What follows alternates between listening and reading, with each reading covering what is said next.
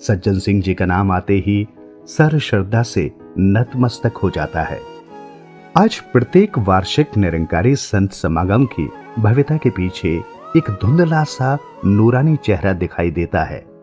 युवा, विद्वान और परोपकारी संत सज्जन सिंह जी का। सज्जन सिंह जी ने इस धरती पर बहुत ही कम आयु व्यतीत की। सज्जन सिंह जी को माता पिता के रूप में शहंशाह बाबा अवतार सिंह जी और जगत माता बुद्धवंती जी की सरपरस्ती नसीब हुई। कुशाग्र बुद्धि के सज्जन सिंह जी को मिशन की अनमोल शिक्षाओं को जन जन तक पहुंचाने की तीव्र इच्छा थी और इसके लिए आप नई नई विधि सोचते रहते थे। संत निरंकारी मंडल की स्थापना के पश्चात प्रकाशन और पत्रिका का लघु स्वरूप, जिसे सदगुरु दी लोड नाम दिया गया, ये सज्जन सिंह जी के प्रयास और योगदान का ही परिणाम रही। कहते हैं कि 5 प्रणों के निर्माण में भी सज्जन सिंह जी का योगदान रहा। इस महान विभूति की देन यही नहीं थमी। उन्होंने शहंशाह बाबा अवतार सिंह जी से प्रार्थना की कि वर्ष में एक बार सभी संत महापुरुष समागम के रूप में एकत्रित हों। मात्र 16 साल की अल्पायु में ही सज्जन सिंह जी निरंकार प्रभु में समाहित हो गए। आपकी याद में जो दिल्ली में ईदगाह के समीप प्रेरणा दिवस मनाया गया, उसमें सारे देश से महापुरुष एकत्रित हुए।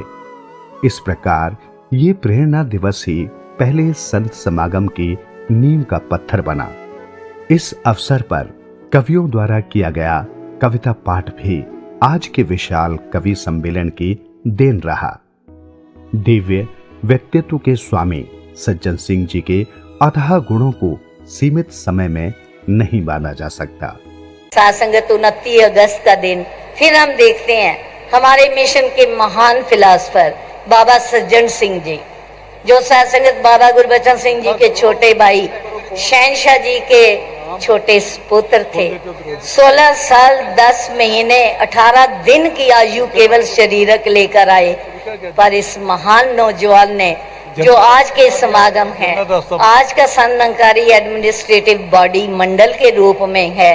सासंग चाहे 5 प्राण हैं, चाहे ये और कितने रूप आज मिशन को देखने मिलते हैं, उस बच्चे ने उस जवानी की उम्र में ये सब कुछ का और सासंगत उनके श्रद्धांजलि समारोह में 29 अगस्त 1948 को उसने शरीर छोड़ा। सच्चे पातशाह शहंशाह ने कहा, सज्जन का बहुत बड़ा सपना था कि बाबा जी आप जाते हैं, संगतें आपके दर्शन कर लेती हैं, आप संगतों के कर लेते हो, परंतु ये संगत आपस में एक दूसरे के दर्शन कैसे करेगी? क्यों ना साल में कोई ऐसा अवसर हो जब सारे संत महात्मा इकट्ठे हों। तो आज ये संत निरंकारी मिशन का पहला समागम हो गया। और साथ संगत, ये केवल गिनती के महात्मा नहीं, अनेकों अनेकों संत महात्मा।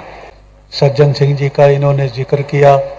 17 बरस की उम्र में वो साथ संगत बीमार हो गए और पहाड़गंज के पास ही एरवन हॉस्पिटल है।